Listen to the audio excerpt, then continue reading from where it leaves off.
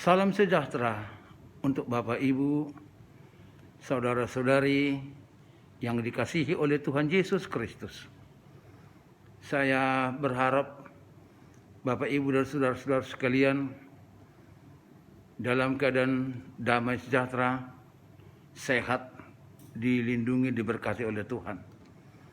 Karena itu Bapak Ibu saudara-saudara, dalam situasi yang tidak menguntungkan kita hadapi saat ini sesuai dengan pandemi COVID-19, marilah kita dengan segala kemampuan yang kita punya untuk memberikan waktu sejenak menonton, mengikuti video khotbah ini yang terpaksa kami harus lakukan seperti ini karena belum mengizinkan kita untuk bertatap muka beribadah di rumah Tuhan, di gereja kita.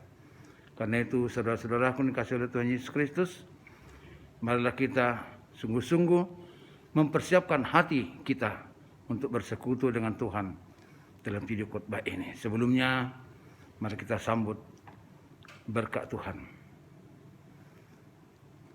Damai sejahtera Allah yang melampaui segala akal dan pikiran manusia, itulah yang memelihara hati dan pikiranmu di dalam Yesus Kristus Tuhan kita.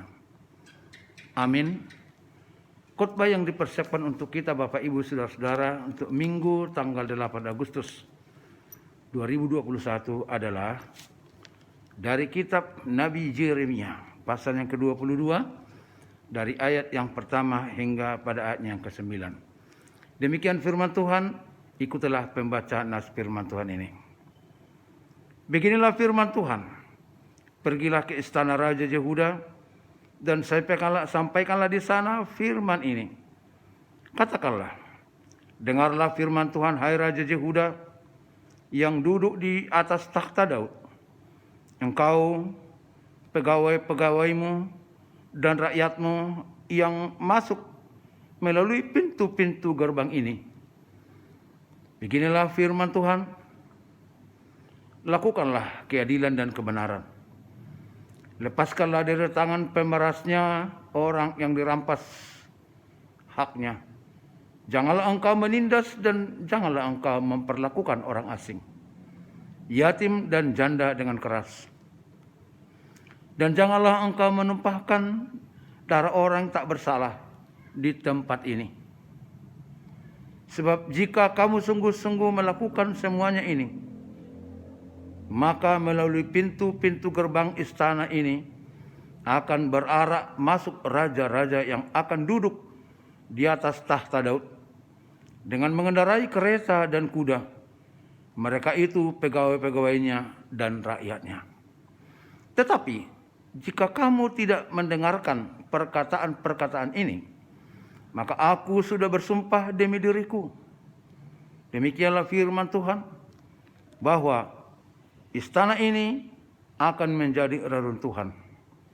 Sebab beginilah firman Tuhan mengenai keluarga Raja Yehuda.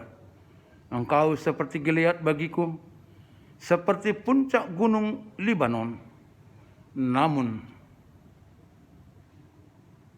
pastilah aku akan membuat engkau menjadi padang gurun, menjadi kota yang tidak didiami orang. Aku akan menetapkan pemusnah-pemusnah terhadap engkau, masing-masing dengan senjatanya. Mereka akan menebang pohon aras pilihanmu dan mencampakkannya ke dalam api. Dan apabila banyak bangsa melewati kota ini, maka mereka akan berkata seorang kepada yang lain, mengapakah Tuhan melakukan seperti itu kepada kota yang besar ini?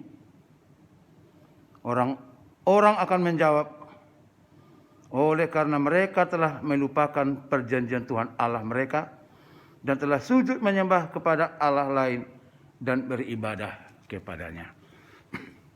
Demikian firman Tuhan Bapak Ibu Saudara-saudara. Judul atau tema khotbah kita ini, lakukanlah keadilan dan kebenaran. Pada pasal pertama ketika Yeremia ini diberitahukan mengenai Yeremia sebagai keturunan imam dari Anatot tanah Benyamin.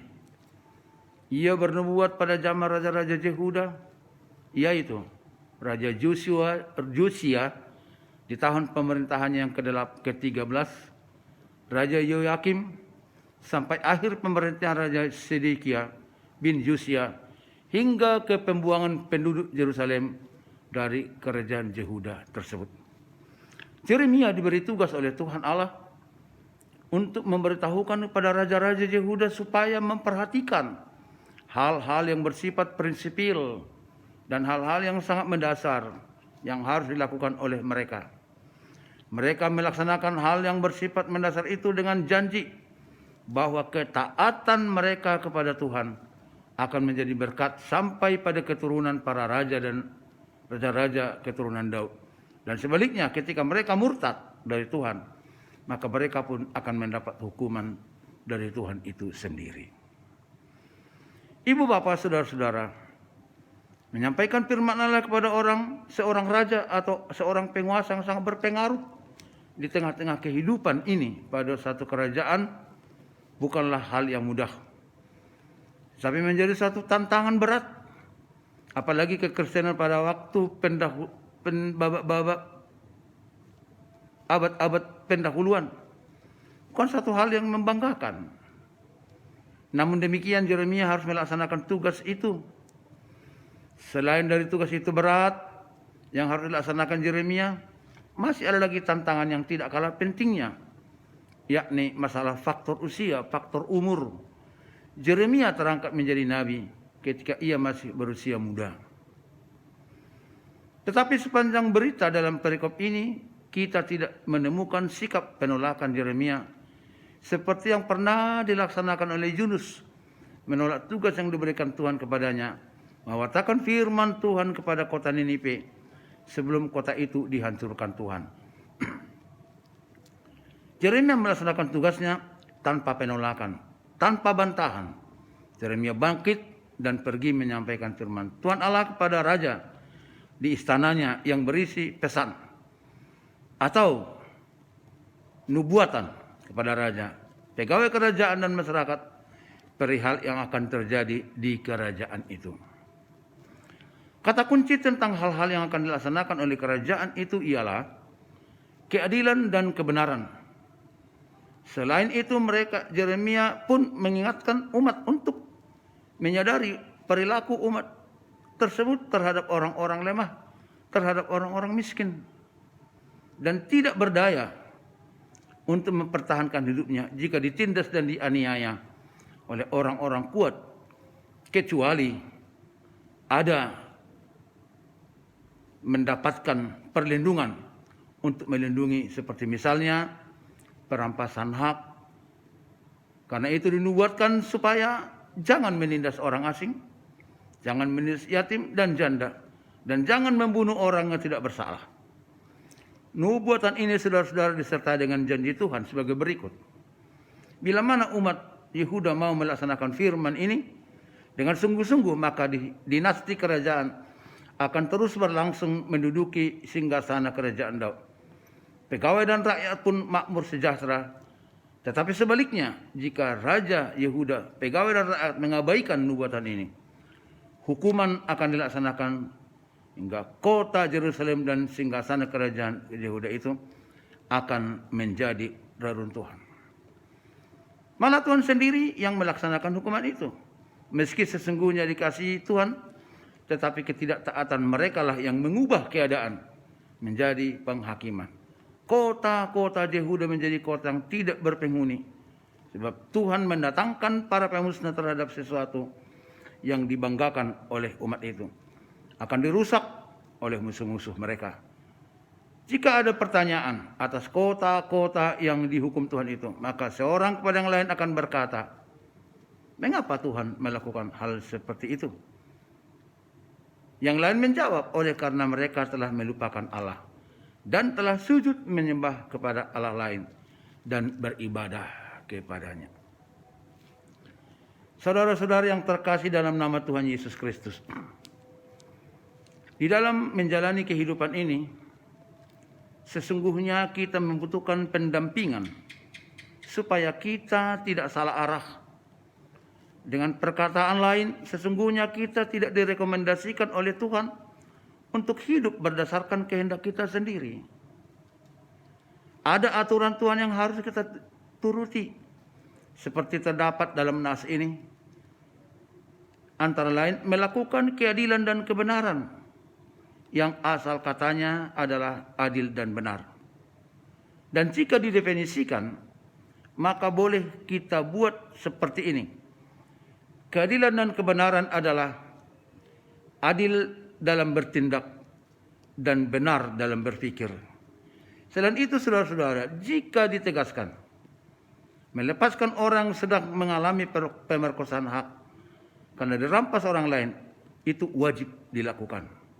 Wajib memperlakukan orang-orang lemah dengan baik dan benar. Ini perintah Tuhan, bukan perintah hukum pidana, bukan perintah nasihat natua-tua seperti ada pada orang Batak, tetapi perintah dari Tuhan sendiri. Saudara-saudara, siapakah yang bertanggung jawab untuk melaksanakan nubuatan ini? Dengan tegas dikatakan di sini, yang berkewajiban melaksanakan firman ini adalah raja, pegawai, dan rakyatnya. Artinya pemimpin dan rakyat harus membangun sinergitas. Pemerintah dengan rakyat harus menjalin kerjasama. Bagaimana mengatasi sebuah masalah, bukan justru memperkeruh persoalan. Kerjasama yang baik ini dibutuhkan dalam membangun gereja, dalam membangun persekutuan, dalam menegakkan keadilan dan kebenaran itu sendiri. Melakukan tuntutan firman ini adalah kewajiban bagi setiap orang-orang percaya. Sehingga berkat karunia Tuhan mengikutinya. Tetapi sebaliknya, saudara-saudara, bila terjadi suatu penolakan, maka yang menolak akan mendapat giliran menerima hukumannya dari Tuhan. Karena itu minggu ini, Bapak Ibu saudara-saudara, pesan rohani yang disampaikan kepada kita ialah berusaha melakukan keadilan dan kebenaran. Walau itu kecil, lebih bagus berbuat dengan hal yang kecil daripada tidak berbuat sama sekali. Inilah untuk renungan kita, saudara-saudara. Sebelum kita melakukan keadilan, pikiran kita juga harus tetap kita bangun berpikir dengan adil. Lalu kita melanjut dengan tindakan, bertindak dengan benar. Ini yang harus kita lakukan sepanjang minggu ini, sesuai dengan pesan rohani dari khotbah kita untuk minggu yang berbahagia. Karena itu, Bapak Ibu saudara-saudara, biarlah Tuhan Yesus dalam Roh Kudus-Nya memelihara kehidupan kita untuk menjalani kehidupan ini. Amin. Tuhan Yesus yang kami kasihi, yang kami hormati, Engkaulah penebus kami, yang mengubah hidup kami dari orang yang seharusnya terkutuk menjadi orang-orang yang diberkati oleh Allah Bapa di dalam nama-Mu. Karena itu Tuhan, jika Tuhan sudah memperbaharui hidup kami, barulah juga sikap dan tindakan kami, cara berpikir kami berlandaskan kebenaran, dan cara bertindak kami berasaskan keadilan. Kami percaya Tuhan, saat Tuhan campur tangan di tengah kehidupan kami dengan pekerjaan Roh Kudus-Mu, maka tidak ada kemustahilan. Dengan pertolongan-Mu, firman Tuhan dapat kami lakukan, sehingga nama Tuhan dipermuliakan, dan kami juga memperoleh kesempatan untuk menikmati berkat-Mu dalam kehidupan dunia ini. Ampuni kami Tuhan segala dosa-dosa kami. Perbaharui senantiasa hidup kami dalam pekerjaan Roh Kudus-Mu, dan terimalah permohonan doa kami. Dalam nama Yesus Kristus kami berdoa. Amin.